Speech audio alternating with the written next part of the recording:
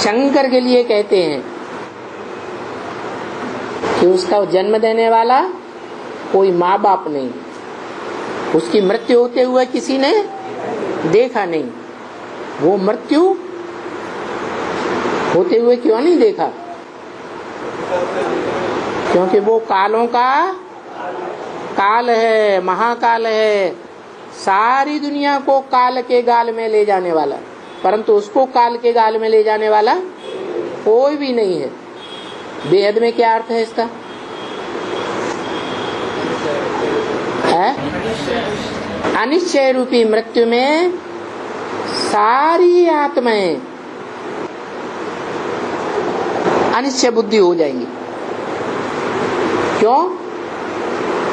क्योंकि माया और माया ने जिससे हाथ मिलाया वो धरणी, प्रकृति, ये दोनों बड़ी पावरफुल है। माया इतनी पावरफुल नहीं है। क्यों? माया थक चुकी है।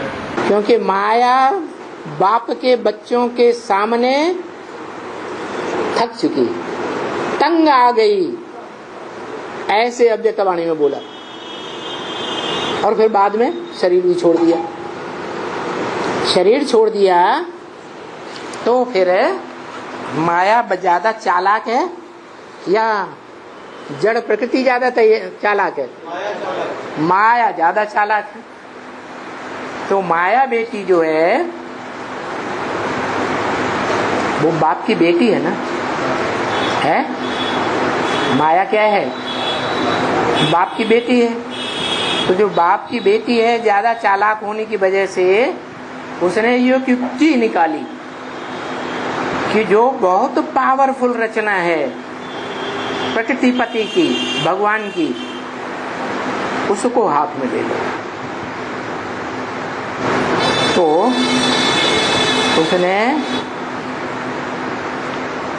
जो पृथ्वी जिसमें 5 तत्व विराजमान है, मुख्य तत्व है पृथ्वी, नहीं धरणी माता, उससे हाथ मिला लिया। धरणी माता कौन? जगत की अम्बा। उससे हाथ मिलाने के बाद प्रकृति और माया दोनों मिलकर के इतने पावरफुल हो जाते हैं कि सारी दुनिया पर राज्य करते हैं। क्या? जो सिखों में आज भी गायन है, राज करेगा खालसा। वो धरणी जब बहुत तामसी बन जाती है तो महाकाली का रूप धारण करके सारे असुरों का खात्मा कर देती है, राक्षसी वृत्ति वालों का।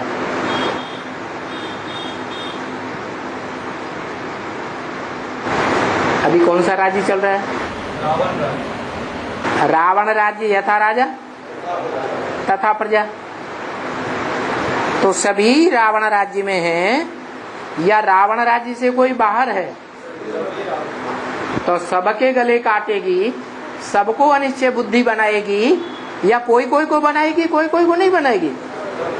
है रुद्रमाला के मणकों को है, उनको भी बनाएगी।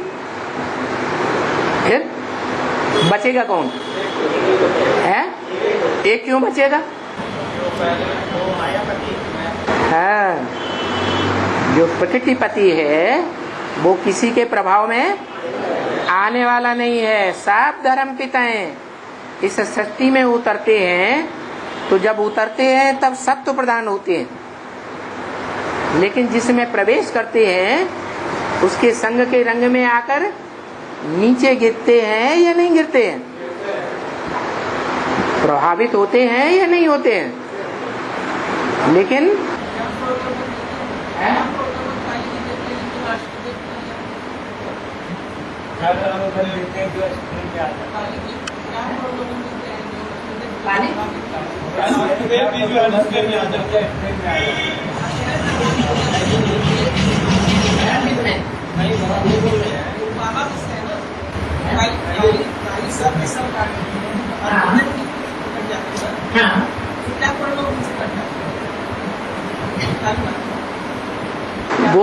वो सारी सृष्टि की माँ है ना, माँ है या नहीं है? जगत माता है ना। तो जगत माता, जिसे जगत माता कहा जाता है, वो जगत पिता की पत्नी है या नहीं है? है? जगत पिता की पत्नी है। तो पहली रचना है या बीच की रचना है या लास्ट की रचना है? पहली रचना है ना। तो जो पति है प्रकृति का, वो अपनी एड़ी चोटी की सारी पावर लगा करके उसको तैयार करता है या नहीं? तो ज्यादा पावरफुल बनती है या नहीं? ज्यादा पावरफुल बनती है, इसीलिए सबको खलास कर देती है। सर्प के बारे में ये जानते होंगे बहुत से लोग कि सर्पिणी जब अंडे देती है तो उसकी कुंडली के अंदर जितने बच्चे आ जाएंगे वो उन सबको खा जाती है। हाँ, तो बड़बोली तो है ही। और आज की दुनिया में जो बड़े बड़े नेताएं हैं, जोर जोर से बोल बोल करके सारी पब्लिक को अपने कंट्रोल में कर लेते हैं। उन सब नेताओं में मुखिया नेता कौन हुआ? जगदम्बा। उससे ज्यादा लंबी जीभ वाला और कोई हो ही नहीं सकता। पंडित सोई जो ही गाल बजावा। ये कलयुगी दुनिया की रस्म है। क्या लोग किसको पंडित समझते हैं? जो बहुत ज्यादा बोलने वाला हो उसको लोग समझते हैं ये बहुत पंडित है, और जो चुपचाप रहता है, कम बोलता है, तो ये बुद्धू है, तो कुछ नहीं जानता। तो सारी प्रकृति उससे, वो प्रकृति से सारे ही बच्चे प्रभावित हो जाते हैं। हिंदू हो, मुसलमान हो, सिख हो, ईसाई हो, सारे प्रभावित हो जाते हैं। माने बाप से अनिश्चय बुद्धि हो जाते हैं। जो बाप से अनिश्चय बुद्धि होते हैं, बाप के बड़े बड़े सहयोगी होते हैं, उन सहयोगी रूपी भुजाओं को वो अपने कमर में बांध लेती है। क्या? अपनी कमर की लज्जा बचाने के लिए क्या करती है? जो सहयोगी भुजाओं वाले बच्चे हैं, लंबी लंबी भुजाओं वाले, अर्जुन को दीर्घ बाहु कहा गया ना, तो बड़े बड़े सहयोगियों को अपने पक्ष में करके अपनी जो कमजोरी है उसको छुपा लेती है और बाप को बदनाम कर देती है। क्या? बाप को बदनाम कर देती है। किसके बीच? बच्चों के बीच। तो कितने बच्चे हैं प्रकृति के?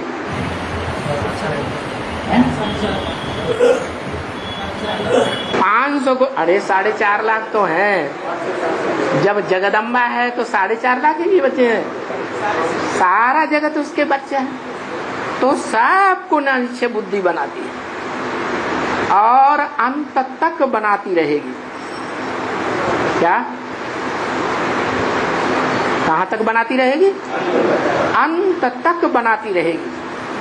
अभी तो शूटिंग हो रही है, रिहर्सल हो रही है। इस रिहर्सल के लिए शास्त्रों में लिखा है कि ब्रह्मा ने 4 बार ब्राह्मणों की दुनिया की सृष्टि रची, लेकिन 3 बार पसंद नहीं आई और तीनों बार उस सृष्टि को नष्ट कर दिया। शूटिंग होती है, देखने में आता है। ओम मंडली जो ब्राह्मणों की सृष्टि रची गई वो 36-37 में रची गई और 42-45 के बीच में ध्वस्त हो गई। हुई या नहीं हुई? फिर दूसरी सृष्टि रची सन 47 में। पहली सृष्टि नेस्त नाबूद हो गई ओम मंडली और दूसरी षष्ठी का नाम पड़ा ब्रह्मा कुमारी ईश्वरीय विश्वविद्यालय। ब्राह्मणों की षष्ठी थी ना, वो षष्ठी भी ब्रह्मा बाबा के शरीर छोड़ने के बाद विघटन होना शुरू हो गई। प्रूफ मुरली में दिया। द्वापर युग से जब और धर्म आते हैं, धर्म पिताएं आते हैं, तो अपना अपना प्रोविंस अलग अलग कर लेते हैं। अरब देश अलग हो गया, भारत देश अलग हो गया। ऐसे ही ब्रह्मा बाबा के शरीर छोड़ने के बाद ब्रह्मा कुमारियों ने, जो ब्रह्मा बाबा के समय में सारे देश के सेंटर्स का संचालन माउंट आबू से होता था, वो ब्रह्मा कुमारियां आपस में भिड़ गई और उन्होंने अपने अपने जोन अलग अलग कर दिए, जोनल इंचार्ज बन गए। यज्ञ की हिस्ट्री उठा के देख लो।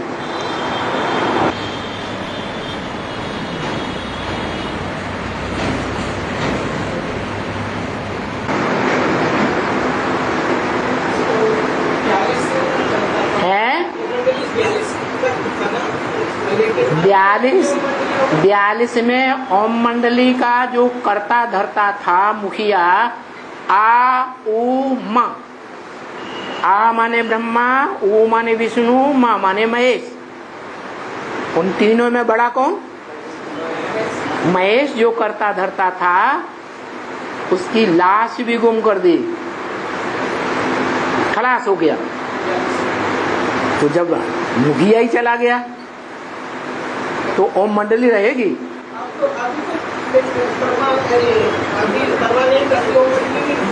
हैं? खत्म। वो ब्राह्मणों की षष्ठी खलास कर दी ना।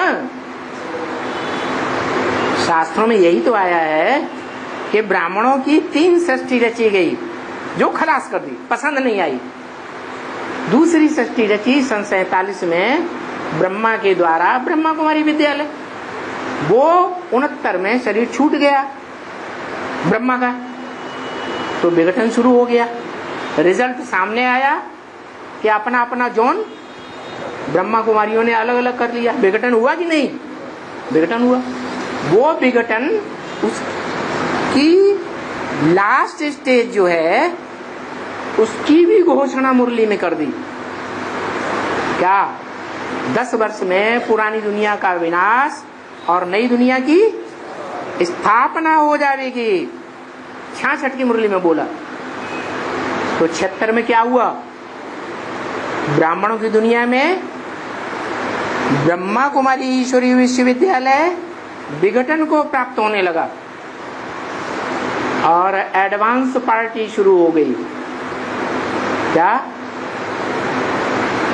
मुखिया भी प्रत्यक्ष हो गया। बाप का प्रत्यक्षता वर्ष मनाया गया सन 76 को। तो मनुष्य सृष्टि का बाप कौन? वही जगत पिता। उसके प्रत्यक्ष होने पर, कैसे प्रत्यक्ष होना? आप मुए मर गई दुनिया। उस पुरानी ब्राह्मणों की सृष्टि से उसने अपना मोह तोड़ लिया। जैसे कि पुरानी दुनिया खलास हो गई, ब्राह्मणों की दुनिया खलास हुई और नई दुनिया ब्राह्मणों की एडवांस पार्टी शुरू हो गई, जिसे रुद्रवत्सों की दुनिया कहें।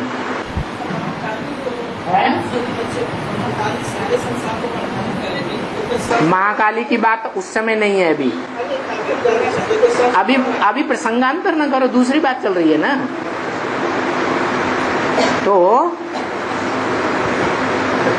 ये तीसरी बार सृष्टि हुई शुरू ब्रह्मा द्वारा, और दूसरी बार रची हुई सृष्टि खलास हो गई। खलास हुई या नहीं हुई? हुई। तीसरी ब्राह्मणों की सृष्टि शुरू हुई उसके लिए भी ये मुरली में बोल दिया, तुम बच्चों को। किनसे कहा तुम बच्चे? रुद्रमाला के मणकों से कहा तुम बच्चे। तुम बच्चों को तमो प्रधान से सतो प्रधान बनने में 40 से 50 वर्ष लगते हैं। तो बताओ कब पूरे होते हैं? है 2017-18, क्योंकि 76 था बाप का प्रत्यक्षता वर्ष, 77 था संपूर्णता वर्ष। तो 2017-18 का जो टाइम है वो है तीसरी जो ब्राह्मणों की सृष्टि रची गई वो भी खलास।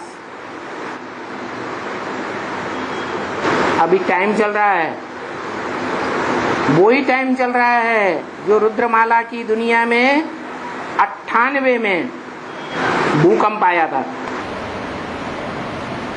क्या आधा विनाश हुआ था, 40-50 सरेंडर हैंड्स भाग गए, अर्धवार्षिक परीक्षा हो गई। परीक्षा सदा काल की होती है या थोड़े समय की होती है? थोड़े समय की परीक्षा हुई, भागने वाले भाग गए, परीक्षा हो गई, ठहरने वाले ठहर गए। द्वापर के अंत में क्या होता है? ब्राड्रमन। वो त्रेता के अंत में क्या होता है? द्वापर की शुरुआत में आधा विनाश होता है। तो शूटिंग हुई कि नहीं बीज रूपात्माओं की दुनिया में? ऐसे ही जब ये शूटिंग हुई उस समय तिथि तारीख देखी जाए, 15 अगस्त जन्माष्टमी का दिन था, जिसके लिए शास्त्रों में लिखा है कि कृष्ण भगवान ने गीता कब सुनाई, महाभारत युद्ध कब हुआ? द्वापर के आदि में, द्वापर के अंत में, द्वापर के अंत में। तो महाभारत युद्ध हुआ और कृष्ण के द्वारा कराया गया। तो कृष्ण का जन्म भी हुआ होगा? नहीं, द्वापर के अंत में कृष्ण का जन्म हुआ होगा कि नहीं हुआ? तो उसकी शूटिंग हो गई। कहते हैं कि जो ब्राह्मण होते हैं उनका 2 जन्म होता है। एक जन्म माँ के पेट से और दूसरा जन्म जब यज्ञोपवीत धारण करते हैं, ज्ञान के 3 सूत्र धारण करते हैं। 3 सूत्र कौन से? ब्रह्मा का सूत्र, विष्णु का ज्ञान सूत्र और शंकर का ज्ञान सूत्र, जिसे कहते हैं त्रिमूर्ति रोड। रोड माने रास्ता, त्रिमूर्ति हाउस। तो ये तीनों जो ज्ञान के सूत्र हैं उनकी जहां गांठ लगाई जाती है उसको कहते हैं ब्रह्म फांस। क्या? जो ब्रह्मा नाम के हैं वो सब एक गांठ में फंस गए। तो जो ब्रह्मा बनते हैं वही क्या बनते हैं? विष्णु। विष्णु बने तो 5 ब्रह्मा नामधारी एक गांठ में बंध गए या नहीं बंध गए? है, बंध गए। तो बताया कि जो आधा विनाश होता है द्वापर के अंत में, उस समय कृष्ण का भी जन्म होता है और कृष्ण जन्म की यादगार 15 अगस्त और जन्माष्टमी एक ही तारीख को हुए। जो कृष्ण वाली आत्मा है वो डबल छुटकारा पाई लेती है। एक तो ये दुनिया ही जेल है, दुनिया का बंधन में रहना, समाज के बंधन में रहना क्या है? जेल है। और दूसरे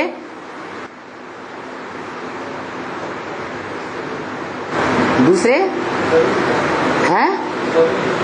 नहीं, जो अज्ञानता का बंधन है उससे भी मुक्त हो जाती है।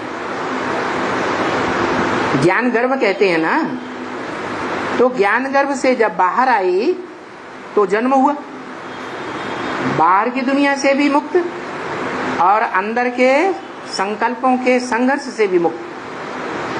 माने पक्का निश्चय बैठता है। जन्म माने पक्का निश्चय बुद्धि, और दुनिया के बंधन से मुक्त माना पहले समाज के अंदर प्रत्यक्ष थी तो बंधन था, फिर बाद में क्या होता है, जो दुनियावी समाज है उसकी दृष्टि से ओझल हो जाती है या समाज के सामने प्रत्यक्ष रहती है। जो अव्यक्त वाणी में बोला, दुनिया कहती है कि ब्रह्मा कुमारियों के बाबा गुप्त हो गए, और बाप कहते हैं बच्चों के सामने बाप दादा जब चाहे गुप्त नहीं है, प्रत्यक्ष है। तो बच्चों के सामने प्रत्यक्ष हो गए, माने जो ब्राह्मण हैं उन्हें ब्राह्मणों की दुनिया में प्रत्यक्ष हो गए और दुनिया वालों की नजरों से गुप्त हो गए। तो समाज का जो बाहर का बंधन है उससे मुक्त हुए या नहीं हुए हैं, और अज्ञान के बंधन से भी मुक्त हो गए अगर निश्चय बुद्धि है पक्का। तो इस तरह पहला जन्म हुआ ब्राह्मण का। पहला पत्ता कौन? कृष्ण। वो पहले पत्ते का जन्म हुआ, और वो पहला पत्ता जो कृष्ण है तो संगम युग में अकेला पार्ट बजाता है या किसी आत्मा के साथ साथ पार्ट बजाता है? किसके साथ? जो राम वाली आत्मा है, जो शंकर है, उसके मस्तक में चंद्रमा दिखाते हैं।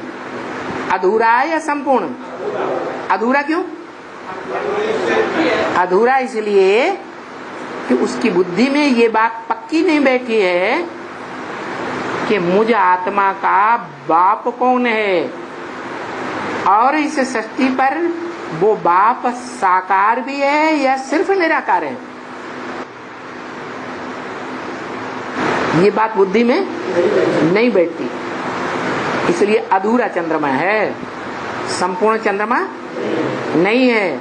लेकिन वो अधूरा होते हुए भी धर्म की धारणाओं का राजा आत्मा है या नहीं है? राजा है। वो मस्तक पर बैठा हुआ अधूरा चंद्रमा जो राजा है वो अधूरा है, इसलिए सब बच्चों को देखता है। क्या कि कौन कौन कैसा कैसा पार्ट बजाते, उसकी नजर में सब कुछ है। साकार में था तो नजर इतनी तीखी नहीं थी क्योंकि साकार शरीर का बंधन था, और अभी साकार शरीर का बंधन नहीं है, तो वो आत्मा सब कुछ देखती है, लेकिन धर्मराज के रूप में अभी प्रत्यक्ष नहीं है। कभी तो संपूर्ण बनेगी, नहीं बनेगी? जब संपूर्ण बनेगी तो वो आत्मा धर्मराज का रूप धारण कर लेती है। वो धर्मराज का रूप ब्रह्मा वाली कृष्ण वाली आत्मा ऐसा रूप धारण करती है भयंकर कि जो बच्चे नहीं सुधरना चाहते हैं, नहीं सुधरते हैं, गांठ बांध ली है, उनको भी सुधरना ही पड़ता है। एक एक की खामी को जानती है वही आत्मा जिसने बहुत सहन किया था माता के रूप में। क्या नहीं किया था, सहन किया। सहन किसी बच्चे को कराया नहीं, स्वयं किया। दूसरों से आशा नहीं की कि करो या न करो। वही आत्मा जिसने इतना सहन किया कि प्राणों की भी आहुति दे दी, उसका हिसाब किताब कब पूरा होगा उन बच्चों से? हिसाब किताब पूरा होगा या नहीं होगा? तो वो धर्मराज बनकर के सारा हिसाब, चाहे बेसिक नॉलेज के बच्चे हों चाहे एडवांस नॉलेज के बच्चे हों, सबसे अपना हिसाब किताब पूरा करते हैं। बाकी बाप तो प्यार का सागर है, धर्मराज मार का सागर है। जो मुरली में बोला, तुम बच्चे अभी मेरी बात नहीं मानेंगे तो धर्मराज तुमको बहुत तंग करेंगे। तो वो आत्मा संपूर्ण बनती है जो मुरली में बोला है, बाप का जन्म और बच्चे का जन्म इकट्ठा है। अलग अलग है या एक साथ है? एक साथ है। वो टाइम कौन सा है? हाँ, महाशिवरात्रि तो है, लेकिन कौन सा टाइम है? हाँ, तो साकार में जो आत्मा है, राम वाली आत्मा, जिसमें वो चंद्रमा प्रवेश है, वो चंद्रमा और राम वाली आत्मा दोनों मिलकर के एक साथ प्रत्यक्ष होते हैं सच रूपी रंगमंच पर। बाप भी और बाप का बच्चा पहला पत्ता भी, दोनों प्रत्यक्ष जब होते हैं तब ब्राह्मणों की तीसरी सृष्टि का विनाश होता है। पूरी ब्राह्मणों की सृष्टि का विनाश। क्या मर जाते हैं? शरीर छोड़ जाते हैं? अरे 76 में शरीर छोड़ गए थे क्या? नहीं छोड़ा था। ऐसे ही शरीर नहीं छोड़ेंगे, लेकिन बाप से अनिश्चय बुद्धि हो जाते हैं।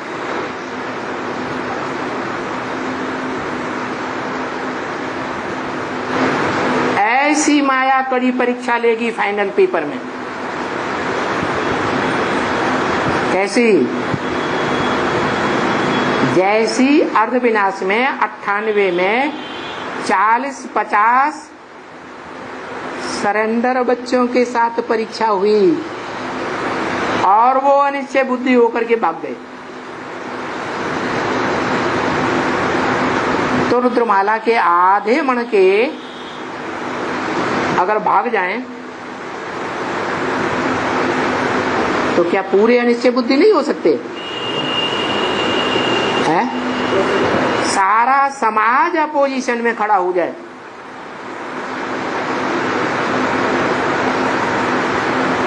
सारी गवर्नमेंट अपोजिशन में खड़ी हो जाए, सारा माहौल अपोजिशन का बन जाए, तो मनुष्य एक सामाजिक प्राणी है या नहीं है? है? बिना समाज के रह सकता है? इसलिए सबको महाकाली अनिश्चय बुद्धि बनाती है।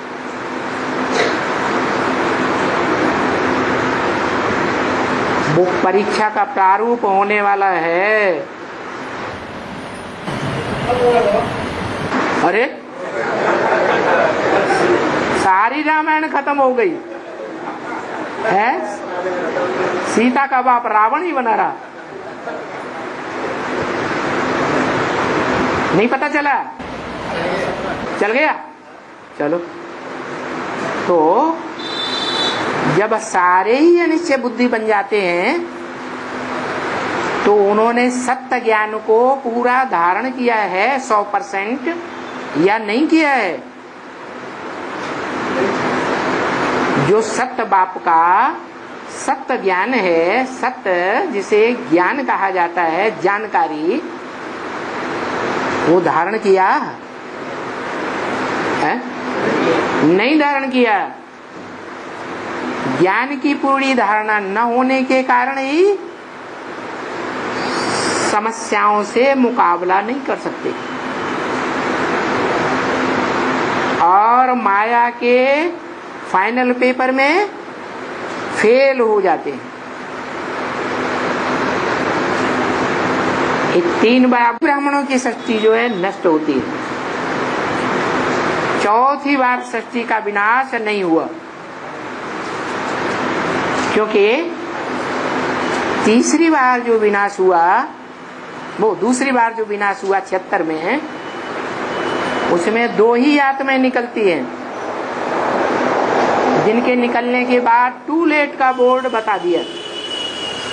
क्या 10 वर्ष में पुरानी दुनिया का विनाश, नई दुनिया में नई दुनिया की स्थापना होगी और टू लेट का बोर्ड लग जाएगा। कितनों के लिए? 2 के लिए लग गया। अब जो तीसरी बार विनाश होता है, क्योंकि 2 से तो राजधानी स्थापन नहीं होती है, होती है? नहीं होती है।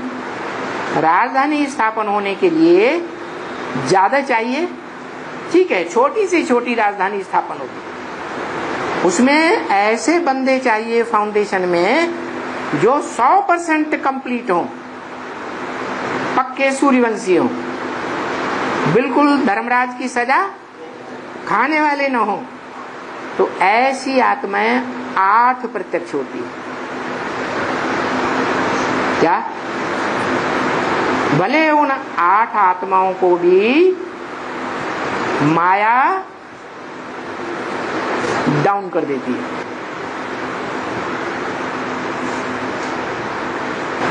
माया किसी को छोड़ती नहीं। किसको छोड़ती है? किसको है? माया किसको छोड़ती? मायापति के ऊपर उसका कोई बस नहीं चलता, प्रकृति का भी कोई बस नहीं चलता। मायापति के ऊपर बस क्यों नहीं चलता है? मायापति के ऊपर बस इसलिए नहीं चलता कि माया है अज्ञानी, क्या? और मायापति है ज्ञानी। इसलिए अज्ञानता के कारण माया उसको जीत नहीं सकती। और प्रकृति जो जगत माता है, जगत माता का बस क्यों नहीं चलता है? क्योंकि जगत माता जड़त्वमयी बुद्धि वाली है। माया ज्यादा बुद्धिमान है या जगदम्बा ज्यादा बुद्धिमान है? माया बुद्धिमान है, जगदम्बा बुद्धिमान नहीं है। अगर जगदम्बा बुद्धिमान होती तो 2500 वर्ष जगदम्बा का राज्य कहा जाता, माया का राज नहीं कहा जाता। लेकिन देखते हैं कि जो बड़े से बड़ी माता है वो सबसे जास्ती दुनिया में बंधन में आ जाती है। तो जब बड़े से बड़ी माता बंधन में आ जाती है तो जो नंबरवार माताएं हैं उनका क्या हाल होगा? वो सब बंधन में आ जाते हैं। तो ये दूसरा जन्म होता है, जबकि अव्यक्तवाणी में भी इशारा दे दिया कि बाप दादा ने बच्चों को सारी प्रॉपर्टी दे दी, अपने पास कुछ भी रखा नहीं। कब तक? कब तक दे दी?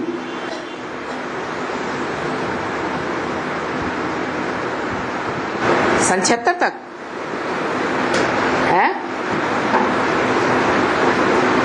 सन 76 तक सारी प्रॉपर्टी नहीं दे दी। अरे नहीं दे दी, क्योंकि टीचर के रूप में, सुप्रीम टीचर के रूप में जो टीचर का काम है व्याख्या देना, प्रोज और पोएट्री की व्याख्या देता है, वो काम तो शुरू नहीं हुआ। हमारी पोएट्री क्या है? कविता है हमारी मुरली गीता माता, जिस गीता माता के लिए वाणी में बोला अभी गीता ज्ञान कहेंगे, गीता ज्ञान अमृत नहीं कहेंगे।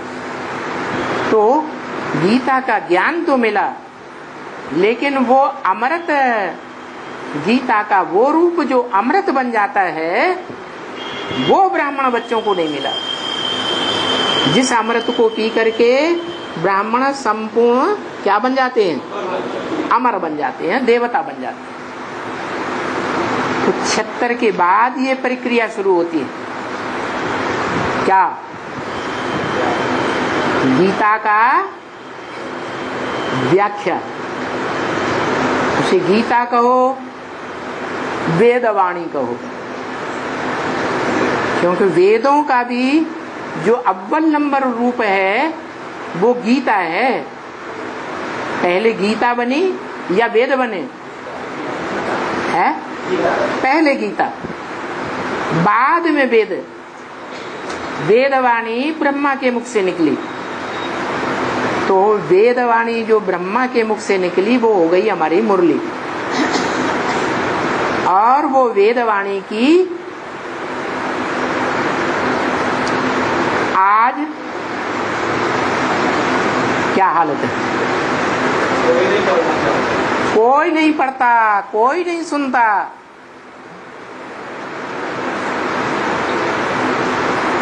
कोई इस पर तवज्जो नहीं देता। क्यों? क्योंकि वो ऋचाओं के अर्थ एक दूसरे से तालमेल कोई नहीं लगा पाता। तो बताया कि गीता का तालमेल, वेदवाणी का तालमेल तब लगाया गया जब वेदों की व्याख्या हुई, आरण्यक लिखे गए जंगलों में बैठ करके, शतपथ ब्राह्मण आदि लिखे गए और उनकी भी व्याख्या निकली, उपनिषद लिखे गए और उपनिषदों की भी व्याख्या निकली, पुराण निकले। जिन पुराणों में बड़े से बड़ा पुराण है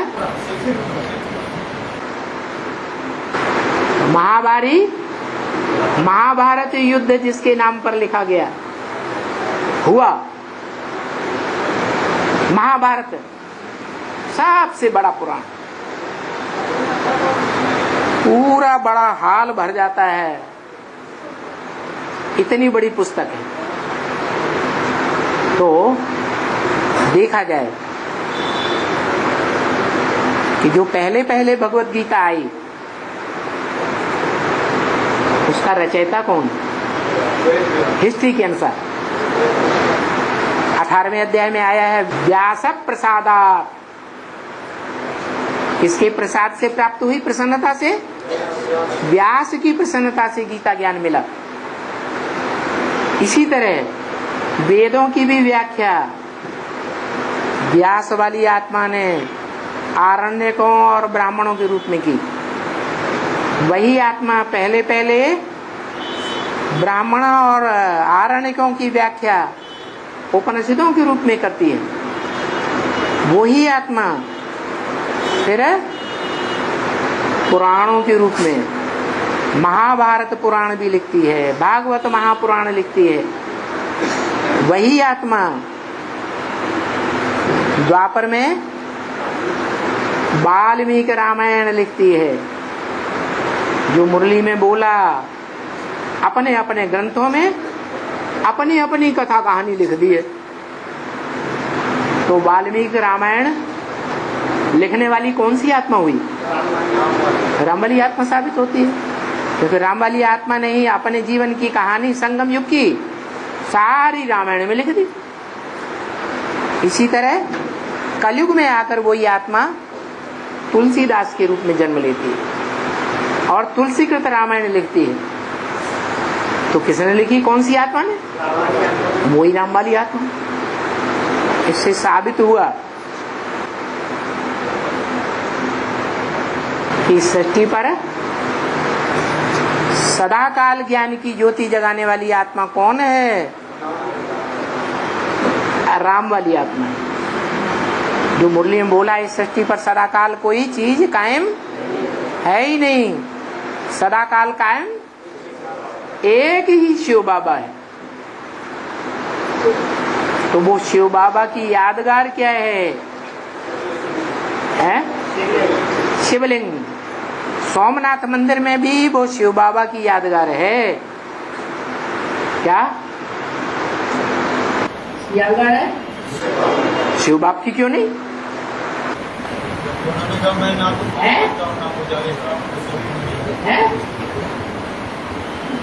इसलिए यादगार नहीं कही जा सकती कि शिव बाप कहते हैं ब्रह्मा के मुख से कि न मैं पूज्य बनता हूं न पुजारी बनता हूं। तुम खुद ही पूज्य बनते हो, देवता बनते हो, और तुम ही पुजारी बनते हो। तो तुम क्या बने? द्वापर के आदि में पूज्य बने। नहीं, वो पूज्य बने कहाँ? पूज्य तो बने थे वास्तव में सतयुग के आदि में। तो सतयुग के आदि में जो पहला पूज्य बना वो कौन? जिसकी पूजा द्वापर युग में होती है। यादगार क्या? शिवलिंग। शिवलिंग में जो बिंदु रखा जाता है और जो लिंग रूप बड़ा दिखाया जाता है, वो दोनों किसकी यादगार है? ब्रह्मा कुमारियां इस बात को मानेंगी? मानेंगी? क्यों? क्यों नहीं मानेंगी? शंकर के रूप में मानने के लिए तैयार नहीं है।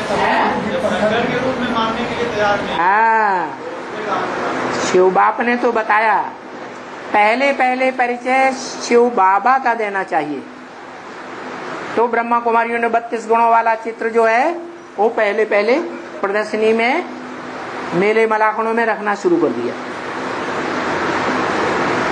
जिसको वो शिव बाबा कहती हैं, वो निराकार को कहती हैं। निराकार को याद करने के लिए कहती हैं या साकार को याद करने के लिए कहती हैं? गुण और अवगुण साकार में होते हैं या निराकार में होते हैं? निराकार निर्गुण है या सगुण है? हम बच्चों के लिए बाबा कहते हैं क्या? मुझे निर्गुण हारे में कोई गुण नहीं, आप ही तरस परोई। हम कितना भी पुरुषार्थ करें, हम सुधर नहीं पाएंगे। क्या करें? कितने साल हो गए पुरुषार्थ करते करते? कितने साल हो गए? 80 साल हो गए। 80 सालों में कितने विकारी से निर्विकारी बने हैं?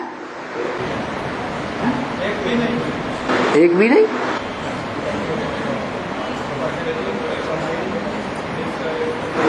एक भी नहीं। माना 500-700 करोड़ में से सबके अंदर घुस के तुमने देख लिया। बाबा ने कहा कोई भी पति इस पावन दुनिया, कोई भी पावन पुरुष जो है ना, ये पति दुनिया में ठहर ना सके। हाँ, इस दुनिया में एक भी आत्मा पावन बनेगी तो पावन आत्मा इस पतित विकारी शरीर में, इस पतित दुनिया में ठहर ही नहीं सकेगी। कहाँ चली जाएगी? नई दुनिया पर, नई दुनिया में चली जाएगी। अच्छा ये बताओ, जब बाबा कहते हैं शिव बाबा को याद करो, कहते हैं कि नहीं? अपने घर को याद करो, कहते हैं कि नहीं? स्वर्ग को याद करो, कहते हैं कि नहीं? तो 3 को याद करें, एक को याद करें? मुरली में तो बार बार बोलते हैं एक शिव बाबा, दूसरा न कोई। तो एक को याद करें या 3 को याद करें? तो एक को कैसे याद करें जब तीन तीन बता दिए? इसका मतलब है जो एक है इस सृष्टि पर, ऐसे नहीं है कि नहीं है, है। और अभी किस लिए है कि जब तक इस सृष्टि का विनाश नहीं होता है, संपूर्ण विनाश नहीं होता है, तब तक वो सुप्रीम सोल कब तक इस सृष्टि पर रहेगा? जब तक विनाश की प्रक्रिया शुरू नहीं होती है। नहीं, बोला है मैं आता हूं तो धक से तुम्हारी राजधानी स्थापन कर देता हूं। क्या देर लगती है? नहीं, मैं आता हूं तो गायन है, राजा जनक को 1 सेकंड में जीवन मुक्ति मिली। क्या 1 सेकंड में जीवन मुक्ति मिली? जनक माने क्या? जन माने जन्म, का माने करने वाला, माना इस सारी सृष्टि का जन्म देने का जो निमित्त बनता है वो ही हुआ जनक। उस जनक के लिए 1 सेकंड लगाया हुआ है। क्या 1 सेकंड में जीवन मुक्ति? अरे यहाँ तो 80 साल हो गए, 1 सेकंड कैसे? 1 सेकंड ऐसे कि जो हम याद करते हैं, प्रैक्टिस करते हैं, इस याद की प्रैक्टिस में हम अपनी याद की यात्रा को सहज करते जाते हैं या मुश्किल करते जाते हैं। जितनी जितनी प्रैक्टिस बढ़ती जाती है उतना उतना हर आत्मा नंबरवार आत्मिक स्टेज में जल्दी से जल्दी टिकेगी। क्या बोला? अभी अभी साकारी, अभी अभी निराकारी, अभी अभी आकारी बनना है। अभी अभी का मतलब आकारी, साकारी, निराकारी बनने में 1 सेकंड से ज्यादा न लगे। ऐसी प्रैक्टिस करनी है। तो ऐसी प्रैक्टिस बनाने में कोई अव्वल नंबर जाएगा या नहीं जाएगा? जो अव्वल नंबर जाएगा बस उसी का नाम अर्जुन है। उस अर्जुन के लिए कहा भगवान ने गीता में, इदम शरीरम कौन्तेय क्षेत्रम इत्यभिधीयते। हे अर्जुन, ये तुम्हारा जो शरीर रूपी रथ है यही क्षेत्र है। कौन सा क्षेत्र? धर्म क्षेत्र, कुरुक्षेत्र। ये धारणाओं का क्षेत्र है। कुरुक्षेत्र माने कर्म भूमि भी है। सत्युग त्रेता में कर्म करते हैं? करते हैं? नहीं करते। वहां आत्माभिमानी होते हैं, कर्म करने की दरकार ही नहीं, सारा कर्म प्रकृति करती है। आत्माभिमानी देवताओं के लिए कोई कर्म करने की दरकार नहीं है।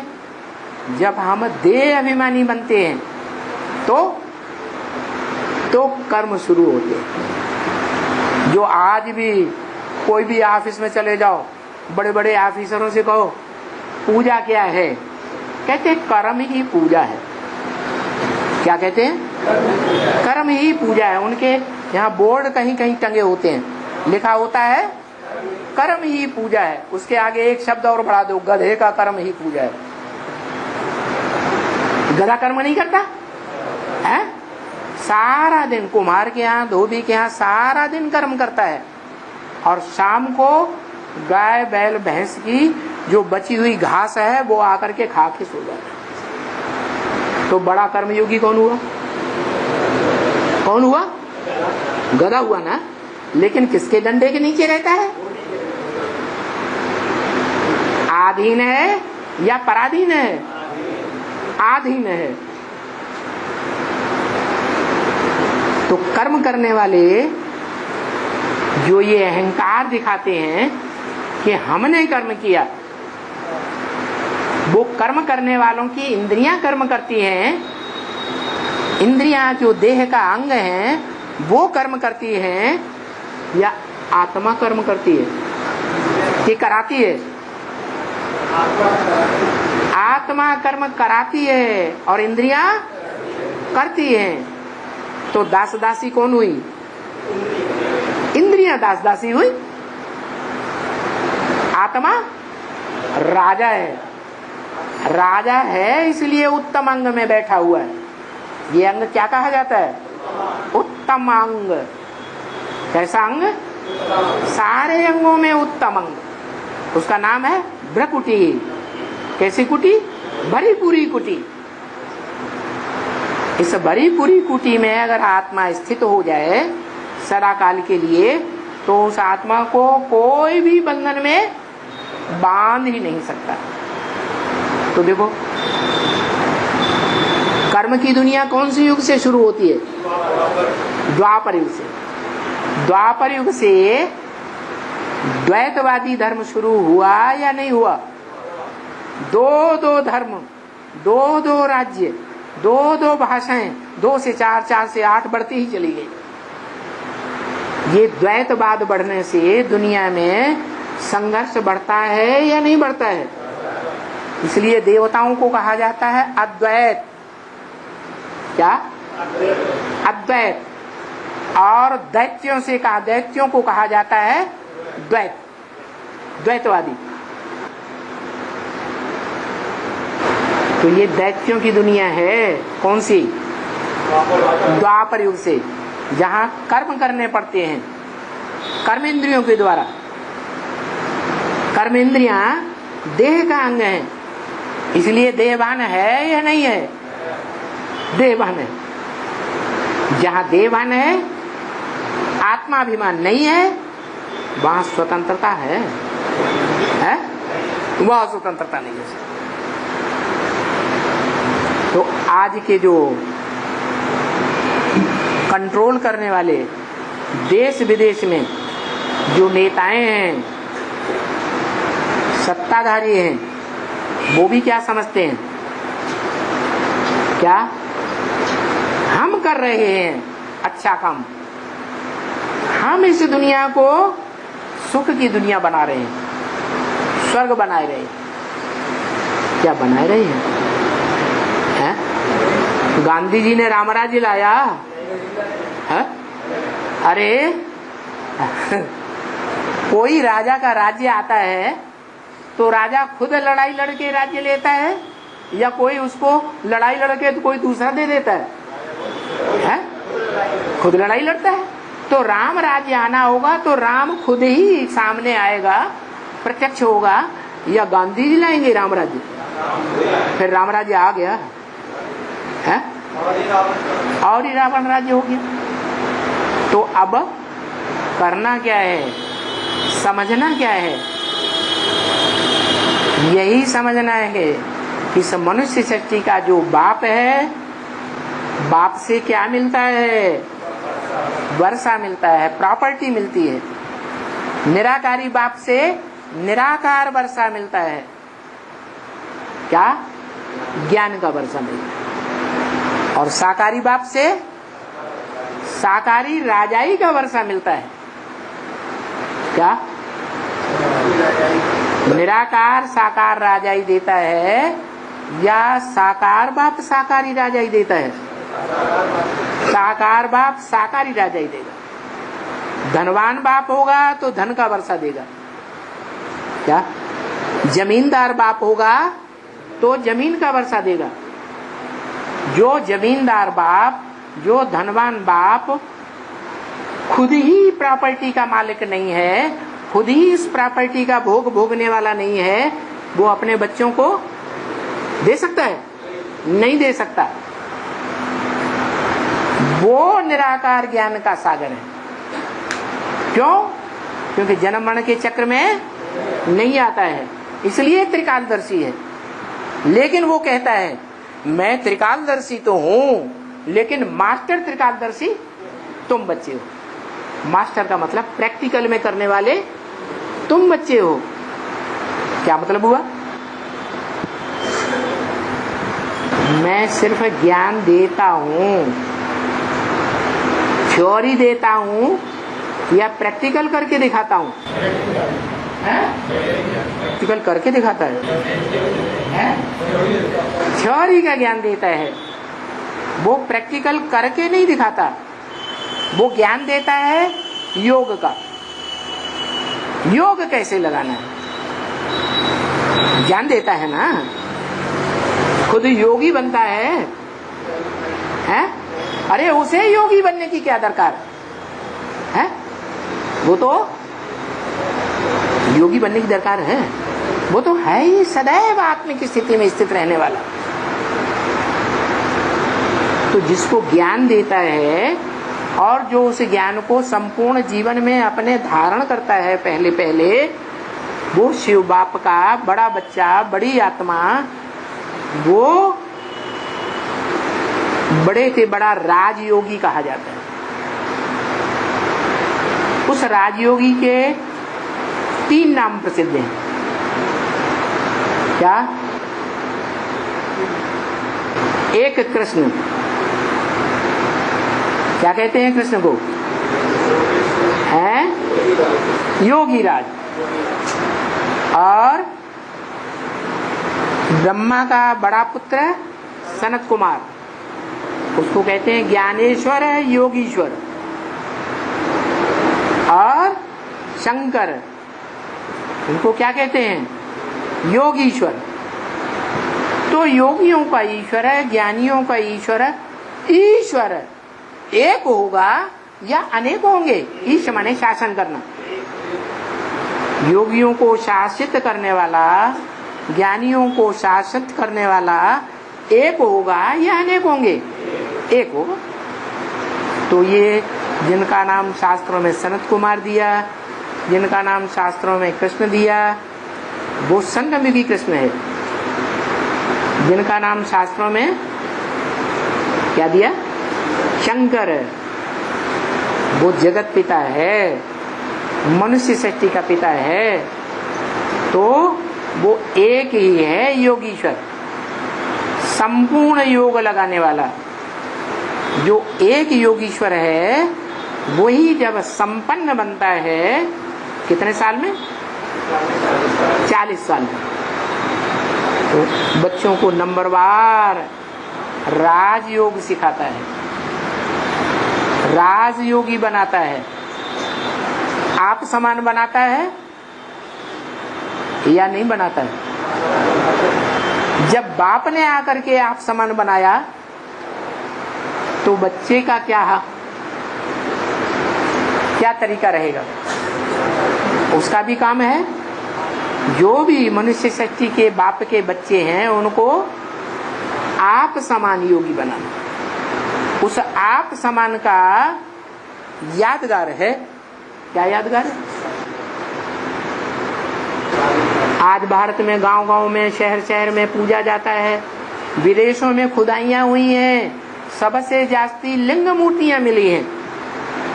ये यादगार है, सारी पृथ्वी पर सार्वभौम यादगार है। तो मनुष्य शक्ति का बाप है जो ऐसी योग की स्थिति में बैठा है। कैसी योग की स्थिति में है? हाँ, जो इंद्रियों में, और इंद्रियों में भी जो बड़ी कठिनाई से कंट्रोल होने वाली इंद्रिय है, उस इंद्रिय से कर्म भी करता है। ऐसे नहीं कर्मधारा को छोड़ देता है। कर्मयोगी है या सिर्फ योगी है? कर्मयोगी है। कर्म भी करता है और कर्म करते बुद्धि योग से एक बाप को, ज्योति बिंदु को इतना गहराई से याद करता है, मैं तुझ में समा जाऊं, तू मुझ में समा जाए। कैसा याद करता है? लीन हो जाता है। याद में लीन होने की बात है या चुल्लू भर पानी समुद्र में फेंक दिया जाए, ऐसे लीन होने की बात है? बाप समान स्टेज धारण करने की बात है।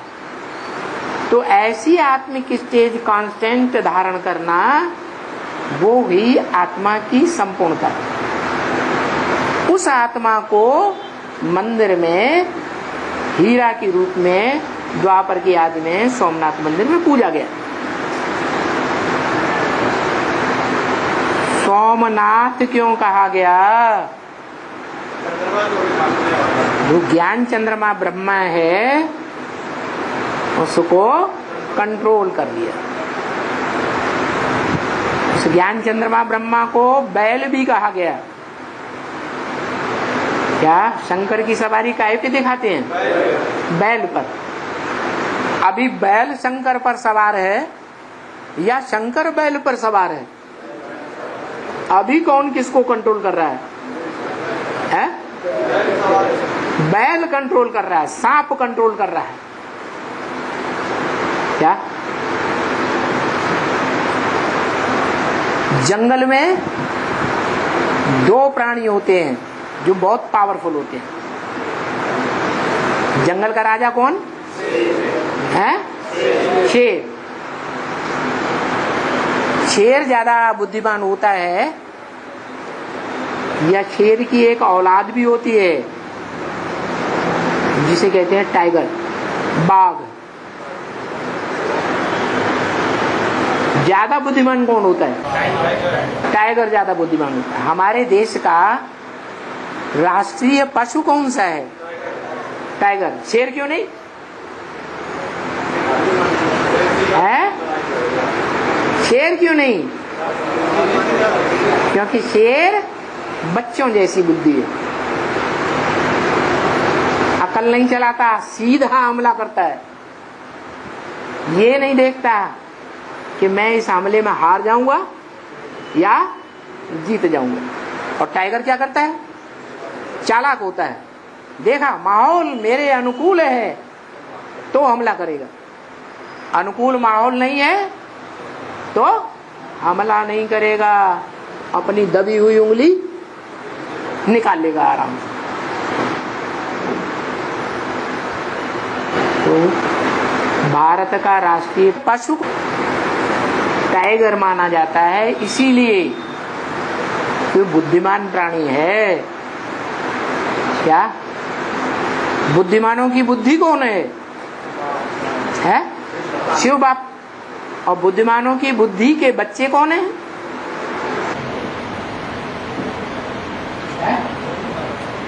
दुनिया में बुद्धिमान किसको माना जाएगा?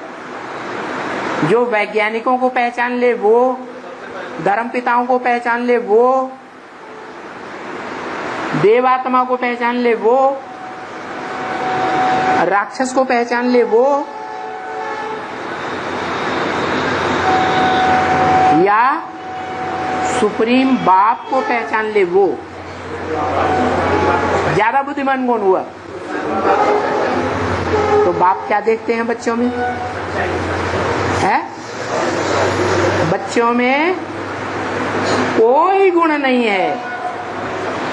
बाप जानते हैं इन बच्चों में कोई गुण नहीं, लेकिन एक गुण देखते हैं। क्या? जो दुनिया में कहीं बाप को नहीं मिलता। क्या गुण? बाप की पहचान बाप के बच्चे करते हैं।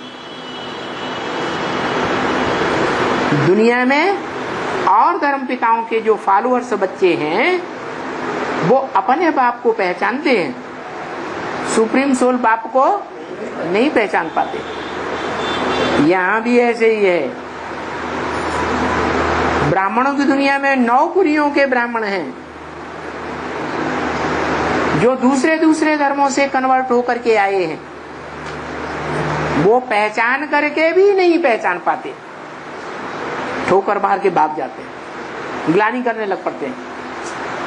क्यों? वही द्वापर युग से हिस्ट्री को देखो। जो बाप बोलते हैं एक से ज्ञान सुनना चाहिए, अनेकों से ज्ञान नहीं सुनना चाहिए। अनेकों से सुना तो व्यभिचारी ज्ञान हो जाएगा, और ज्ञान व्यभिचारी हुआ तो व्यभिचारी धर्मों में कन्वर्ट होना पड़ेगा। और भारतवासियों की एक खास कमजोरी बताई, सुनी सुनाई बातों से भारतवासियों ने दुर्गति को पाया। और सुनी सुनाई बातों पर प्रभावित होना माताएं ज्यादा करती हैं या भाई लोग ज्यादा करते हैं? आज भी सारी दुनिया में ऐसे ही चल रहा है।